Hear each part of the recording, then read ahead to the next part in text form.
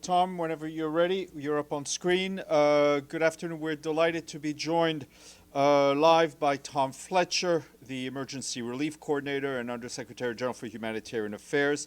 He is connecting with us from Sudan, from Tawila, if I'm not mistaken. And Tom, please, you have the floor, and then we'll take some questions. Thank you. Well, thanks so much, Steph, and good afternoon, everyone. I've actually just come out of Darfur, so I've just reached Adre, where I'll be spending the night tonight, seeing our local teams here and judging how the response is going across the border. This is a crucial border crossing, but I've had a week inside Darfur, which is now the epicenter of human suffering in the world. My aims going in were firstly to understand and confront the perils that civilians that are facing every day in Darfur. Second, to break open genuine access, real access for our humanitarian colleagues to the communities who are hit the hardest. And thirdly, to demand an international response which is more vigorous and rooted in genuine humanity and courage, along the lines of the briefing I gave the Security Council a couple of weeks ago. And so in the course of the last week, I met leaders, frontline responders, and of course, most importantly, the people who are living through this crisis every day. And you can see on the various social media feeds clips of many of those discussions. The itinerary was, I started in Port Sudan, then went through the Adre crossing, via Janina, spent the night in Golo, courtesy of our friends at Save the Children, then on to Tawila for a couple of nights, where I was put up by our friends at the Norwegian Refugee Council, then back via a night, last night in Titi, and then back through Janina and through the Adre crossing, and I'll go on now to Anjamena tomorrow. In Port Sudan, I met, of course, General Borhan. I also had a very useful meeting, a joint meeting with the foreign ministers of Egypt and Sudan. And there, the real focus was on getting unlimited access, unhindered access everywhere that we need it, and security for our convoys and our personnel. It's very clear to me, has been since my first week in the job when I visited Sudan and visited Darfur, that we need more UN boots on the ground. The UN is a ship that was not built to stay in the harbor. And this visit has been part of that big push to make sure we're mobilized closer to those we serve. Then, of course, Darfur was the kind of the core of the visit. It's an absolute horror show, as many of you have been reporting. Fasher, based on the testimonies I heard from many survivors, is basically a crime scene right now. I was here this week as part of a sustained effort across the UN leadership, actually. So Amy Pope of the IOM, as you heard earlier this week, or at the end of last week, Carl Skau of the WFP were also here. And this is now part of a 5 to 6 week sustained push across several senior UN leaders to get in and surge that engagement in response to what we're hearing from Fasher and more widely. Amazingly impressed as ever by the grit of our UN and NGO staff in Tawila on the front line. This is one of the most challenging environments that we work in, and they're doing extraordinary work. I went on from Tawila to even closer to Fasher, to Korma, where many of those who've escaped are currently based. And again, heard so many stories of misery and horror from people there. But that real desire that people have for the world to hear their stories, and I'll share a couple of those stories in a moment. You know, it's striking when you meet our teams across Sudan, how many of them themselves are internally displaced people and who have lost loved ones. I did an all-staff meeting online as I drove up the road through Janina, and one of my colleagues, now based in Khartoum, but originally from Fasher, said that having not seen his aunt for a year and a half, he saw her in the background of one of my videos yesterday, and it was confirmation that she was alive. So our staff are also survivors of this conflict. In Korma, as you may have seen, I also met with the RSF representatives. It was a tough discussion. I set out unequivocally that we will be expecting protection for civilians, that we will be insisting, not asking for accountability, and insisting, again, not asking for safe passage for civilians to get out and for our convoys and aid to get in. The deliberate attacks on civilians, and I heard so many stories of these, must stop, and we want those who commit these crimes to face justice.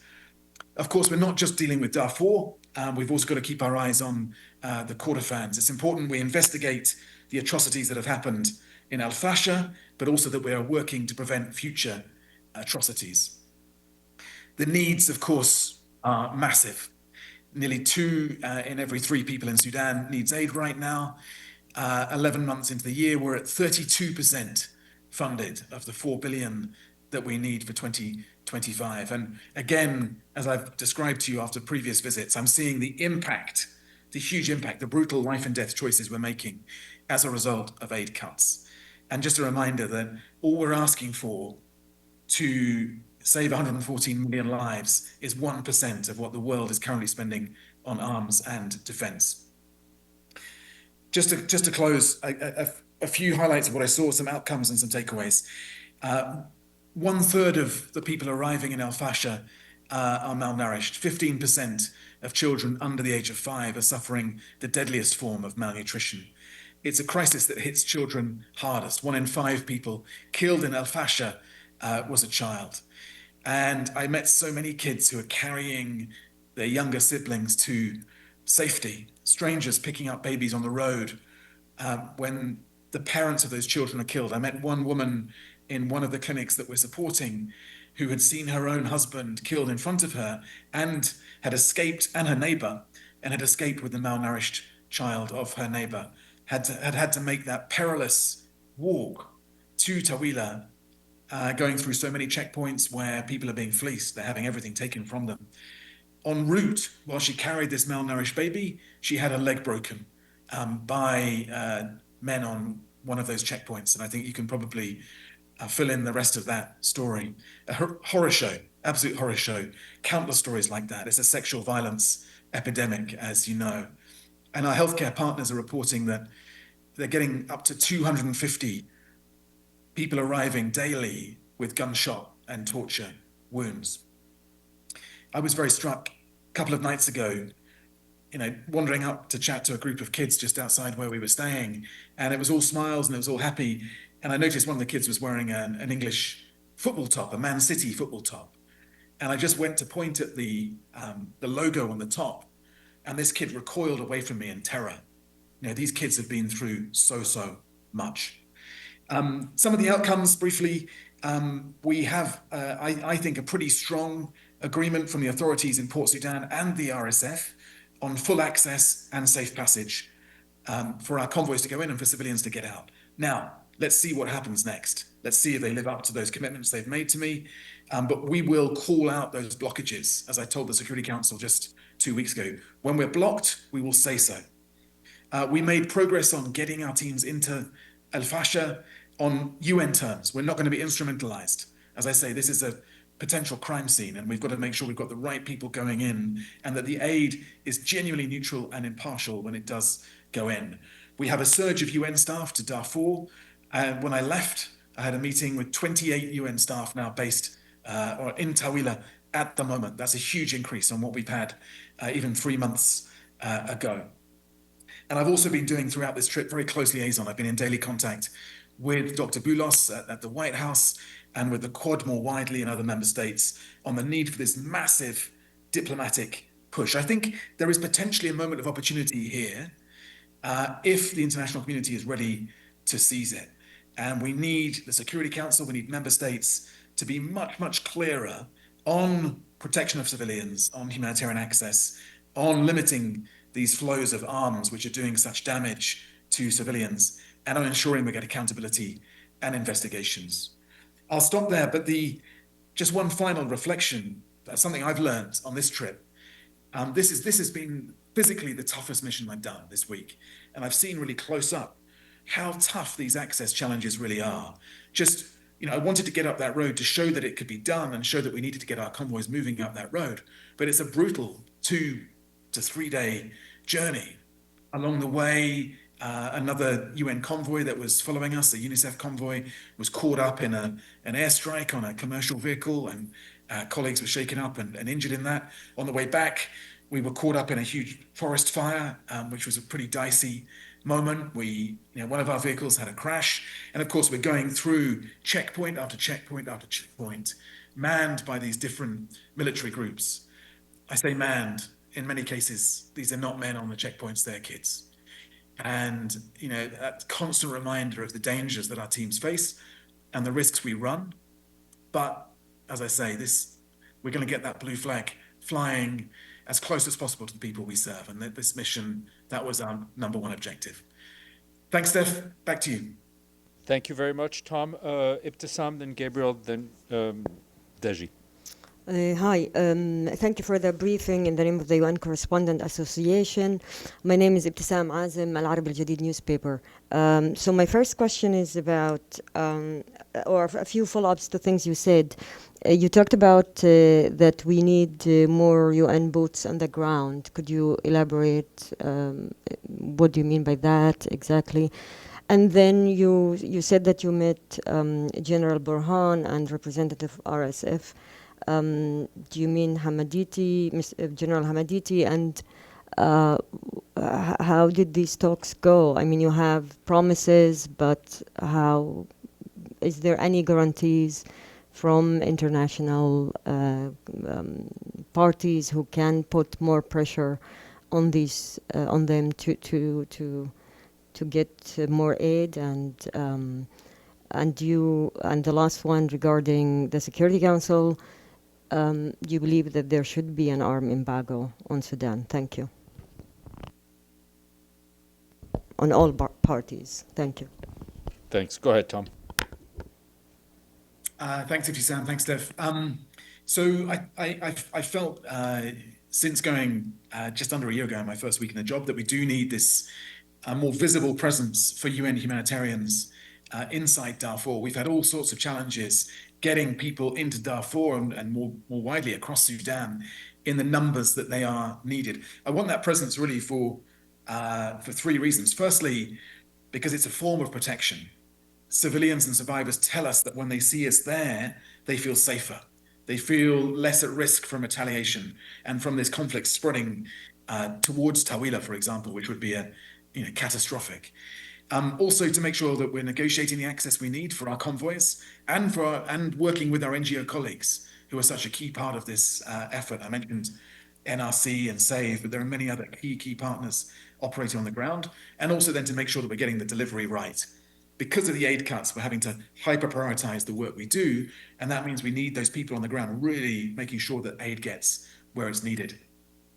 On the contacts with the RSF, I had a call with Hamaditi a couple of weeks ago as part of the preparations for this surge of aid that we want to see and this surge of engagement. I met on the ground just local representatives of the RSF.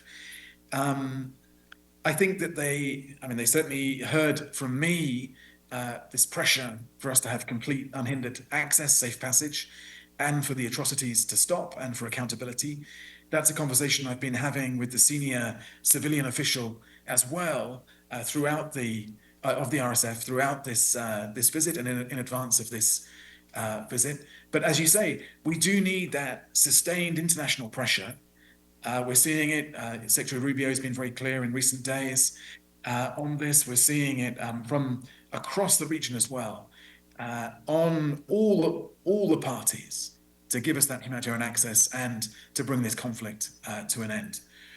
On the arms embargo, I'll hand that one back to Steph. I think he'll have a wiser answer than I do, but I would be straying outside my humanitarian lane, which, as Steph knows, I'm very diligent about not stepping outside of ever. And so with gratitude to him, I'll let him tell you our view on that. You are a diplomat, Tom. Very good. I'll answer that later. Gabriel? Hello, Mr. Fletcher. This is Gabriel Elizondo from Al Jazeera English. Thanks for the briefing And we took note of all your social media content while you were in Sudan and still are there. It was quite helpful to get a sense of what you're seeing and hearing on the ground. Two quick questions. One is, you said you had, in your words, tough discussions with the RSF, but then you said you have reached some sort of agreement for full access and safe passage. Full access and safe passage mean different things to different people. Can you explain your understanding of what it means, what you think coming out of that meeting, full access means between you and the RSF? And second question is, Fasher, you described it as a crime scene. We don't know how many people are left even in Fasher to get humanitarian aid. What is your thinking in terms of trying to get in there, and when and how, and would it even be a humanitarian mission at this point? Thank you. Thanks, Gabriel, and great questions. So I know what we mean by full access, and those were the commitments I was seeking from the RSF and actually from other parties on the ground, are that we get unhindered access to people on the basis of need, and that this is never politicized, that we don't go in, of course, with any military accompaniments and so on, that we are going in under our own steam, aligned with the principles of neutrality and independence and impartiality. Safe passage means that our UN humanitarians and the humanitarian community more widely, the NGOs too, are able to get up and down those roads, Tawila to Korma into Fasher, and to work in Fasher without these threats of drones, of airstrikes, of violence from parties on the ground. We, as you often hear me say, last year was the deadliest year to be a humanitarian worker, and Sudan was right up there, I think number 2 on that list, and it's not a great list to be near the top of. In terms of when we get into Fasher, I wouldn't want to put a deadline on it, because we want to test our conditions and make sure we're confident that they will be met. But my hope is that this is the work of days and maybe weeks and not of months. We need to get in absolutely urgently. And as you suggest, of course, from my perspective, we want to get the humanitarian convoys on the road. But other parts of the UN, Volker Turk has been very clear on this in his briefings, will also want to get people in to investigate what's happened and to bear witness to what has happened. And so that will be a key part of the conversation about who goes in when and in what order. Thank you. This is Zina from the IM and Free News. So you said international, you are calling for more international pressure. What's the role of the UN to make it true and real? And what's the use of the humanitarian aid if the conflict doesn't stop?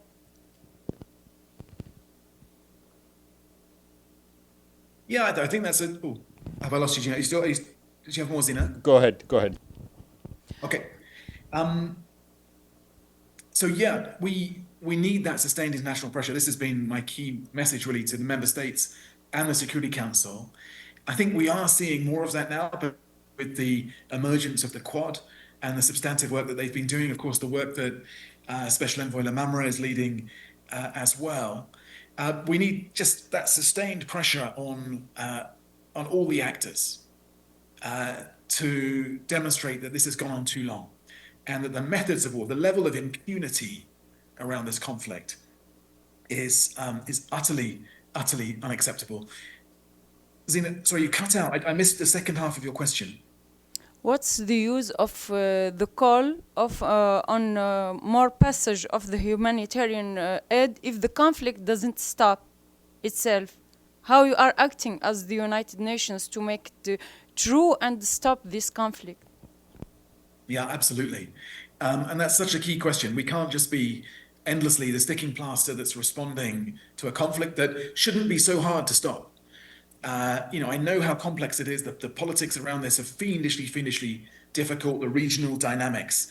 But as I said to the Security Council the other day, they've got to compare themselves to previous generations of Security Councils, previous generations of diplomats, future generations of diplomats.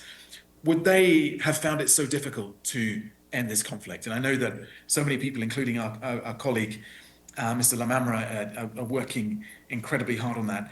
But this, I feel this everywhere.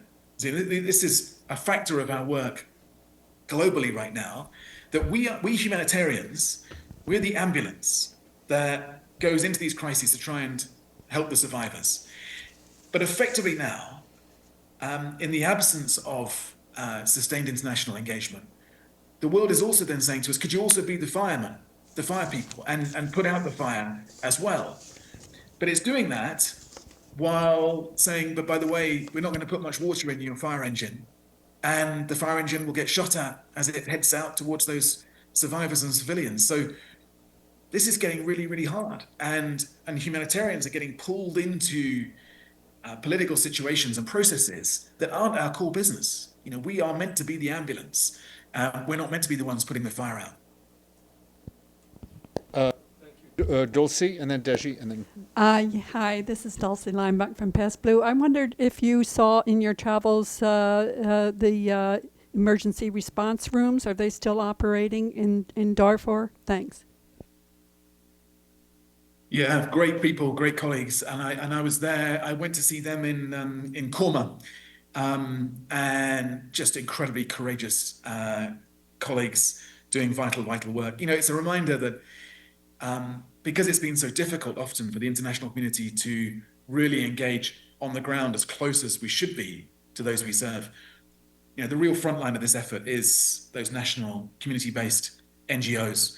And one of my objectives as ERC is to ensure that we are getting half of our funding through our pooled funds to national NGOs, local NGOs, because we really have to, this is such a tough time for the community as a whole, but we have to make sure that those people on the front line are getting the financial support that they need.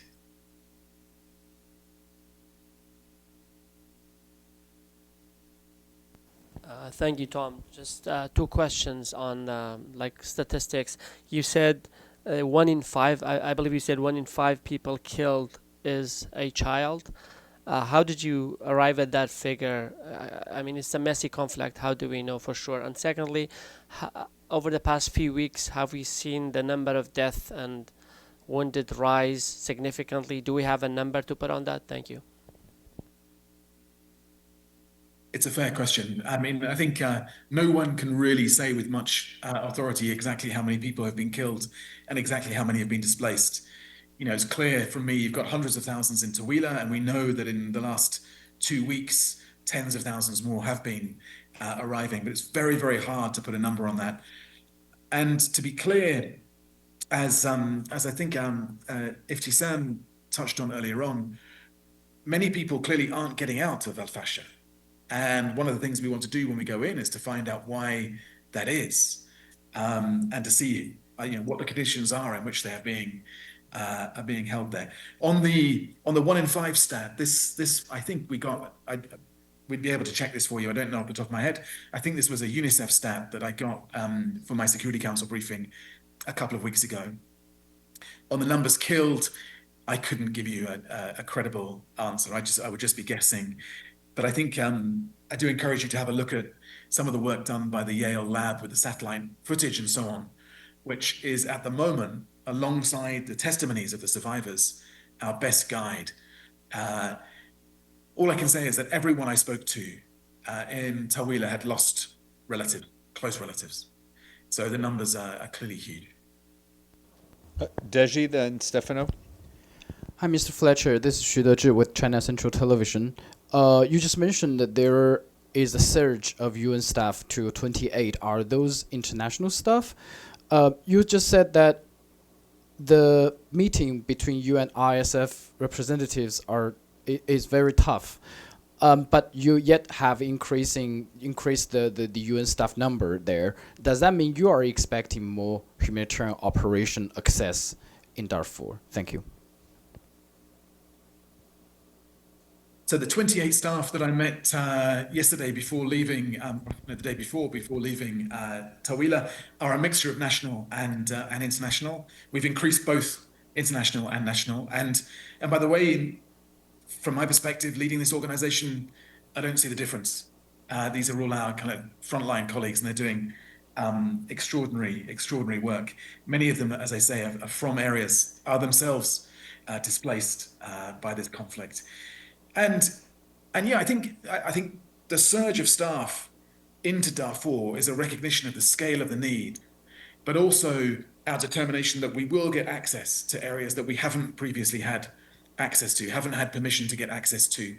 And it's my job and the job of our outstanding humanitarian coordinator, Denise Brown, and the team to be working flat out on those access issues. It's one of the most complex places to get access to those we need to reach, but we're determined to do it. Stefano? Thank you. Thank you, Mr. Fletcher. About 2 weeks ago, you were at the Security Council. You say that Sudan represents a failure of protection. With aid blocked and civilians dying, isn't it time to acknowledge the humanitarian appeals are no longer enough? Should the international community move toward responsibility to protect? And if not now, when? I think that's a very fair question, Stefano. I think we're clearly seeing that the humanitarian appeals, 32% funded, clearly not going to be enough to even begin to meet these massive needs. I'm sure there's a more official answer, but I personally have always been a big fan of responsibility to protect. But ultimately, this is a challenge for the international community and for the member states. I don't have the means to go in there and protect civilians from what is happening to them. It's the Security Council and the international community that's going to have to do its work on that. I understand, just a quick follow-up. I understand, of course you don't, and also the Secretary General doesn't, but you have a voice. And at this point, when you ask for help, humanitarian help, we need access, all this, I think, is a distraction, because at this point, the people don't need, yes, they're starving, but before starvation, they need blue helmet on the field to protect them. Everything else is something that comes after, because they're dying. You can't feed a person that is dead. I completely understand the question, Stefan, and I take your point, but I'm not going to somehow stop humanitarian operations and let more people die while I wait for member states, international community to think about blue helmets or other ways of stopping this conflict. I have to deal with the reality on the ground as we find it, and that means we'll save as many lives as we can in the conditions in which we're allowed to operate. Now, I desperately hope that those conditions get better and that there is that sustained international engagement to end this conflict, open up humanitarian space. I can't, and the people that we're here to serve can't wait for that. Thank you. One last question, Zainab, please. It's follow-up question. You mentioned flow of arms, and we believe that there are major forces, foreign forces, who are feeding these arms. Did you, as representative of the UN, suggest any sanctions on both parties to stop or the major forces who are feeding them arms? Look, I'm clear from my first visit, but also particularly from this visit, the last thing Sudan needs right now is more guns and bullets. It needs aid and protection for the survivors. So I do think that we should have full accountability. There should be accountability for the people firing the weapons. There should be accountability for the people giving the orders. And those providing the weapons need to take a long look at themselves in the mirror. A long look at themselves in the mirror and start to act responsibly. Did you suggest any sanctions, you as a representative of the UN? No, that's outside my my pure humanitarian furrow that I'm very keen to stay in. Great. On that note, Tom, thank you. We know you've had a grueling week, if not more. We wish you all the best, and thank you really for taking the time out for briefing us. And again, as a reminder, Tom was speaking to us from Adre, the crossing between Chad and Sudan. And Tom, we wish you safe travels and see you back in person very soon. Thank you. Thank you, Steph. Thank you, colleagues. See you soon.